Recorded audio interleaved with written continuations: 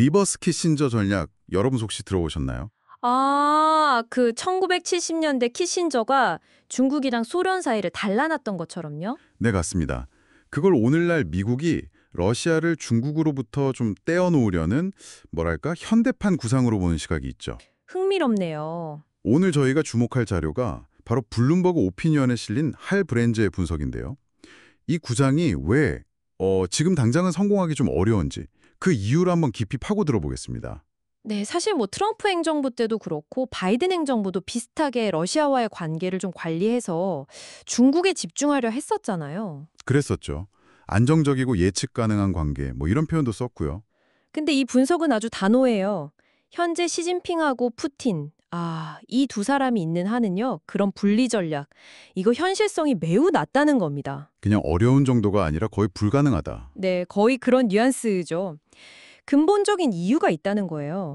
그렇다면 왜 이 분석은 시진핑 푸틴 체제 아래서는 중러 분리가 어렵다고 보는 걸까요?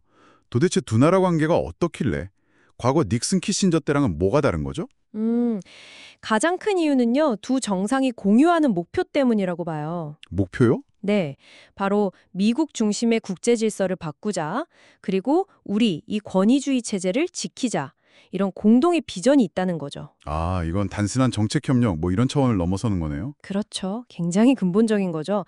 시진핑 주석이 모스크바 방문해서 러시아 승전 기념 퍼레이드 참석한 거, 이것도 상징적이지만요. 네, 기억납니다. 그가 했던 말, 공동의 적에 맞서 등을 맞대고 싸워야 한다. 이 표현에서 그 유대의 깊이를 좀 짐작할 수 있는 거죠. 등을 맞대고 싸운다. 와, 정말 강력한데요? 근데 그 필요성이 양쪽에게 똑같을까요? 특히 러시아는 제재 때문에 좀 약화됐잖아요. 중국에 더 의존할 수밖에 없는 상황인데 네, 그렇죠. 이런 불균형이 결국엔 좀 마찰을 일으키지 않을까요? 좋은 지적이십니다. 당연히 긴장 관계는 존재하죠.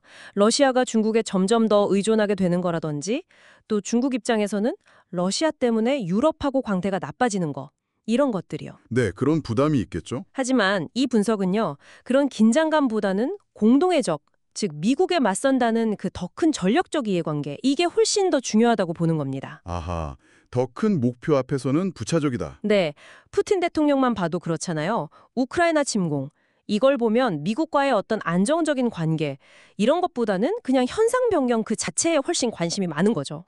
그렇죠. 그러니 뭐 변덕스러운 미국이랑 불확실하게 타협하느니 차라리 중국과의 동맹을 훨씬 중요하게 여길 거다, 이렇게 분석하는 겁니다. 역사적인 맥락도 상당히 다르다고 지적하는 거죠. 1970년대 키신저가 성공했던 건 어떤 조건 덕분이었나요? 정확합니다. 키신저는요, 그냥 뭘 만들어낸 게 아니에요. 이미 있던 균열을 활용한 거거든요. 이미 있던 균열이요? 네. 1969년에 국경 분쟁이 있었잖아요. 그 이후에 마오쩌둥이 소련을 정말 실존적인 위협으로 보기 시작했어요. 그 깊은 불신, 이걸 키신저가 파고든 거죠. 아, 없던 걸 만든 게 아니라 이미 갈라진 틈을 더 벌린 거군요. 그렇죠. 근데 지금 중국이랑 러시아 사이에는 그 정도 수준의 어떤 근본적인 불신이나 적대감, 이게 잘 안 보인다는 겁니다. 그렇군요. 긴장은 있어도 과거와 같은 그런 적대감은 아니다. 네. 그래서 섣불리 러시아에 대한 압박을 풀잖아요. 그럼 오히려 역효과가 날 수 있다는 경고도 해요.